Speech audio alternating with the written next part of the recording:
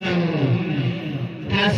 را که ستاد برگزاری مراسم تاسوعای حسینی گرفته است این است که هر ملا دستی فقط یک نوحه و یک مراسم تعزیه‌داری حق دارند و در عید آن در سالهای آینده کسی شکایت نداشته باشد و نوحه تکراری اجازه مراسم تعزیه‌داری داده نخواهد شد. لطفاً فقط یک دسته عزاداری را آماده کنید. این به نفع همه است. هوا بسیار گرم است و عزیزان سینه‌زن بی‌نهایت خسته می‌شوند. فقط یک نوحه سینه‌زنی اجازه است. همکنون به استقبال از مراسم تعزیه‌داری قریه لالاخیل خوریدا صلوات عنایت فرمایید.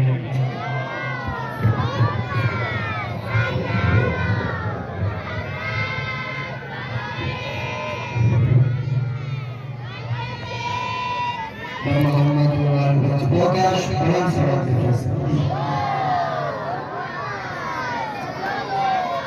بسم الله الرحمن الرحیم. عزیزان ذکر کرده بابا سرت را کی از تن بریده قربان این نعشه در خون تپیده. دو مرتبه بابا سرت را کی از تن بریده قربان این نعشه در خون تپیده.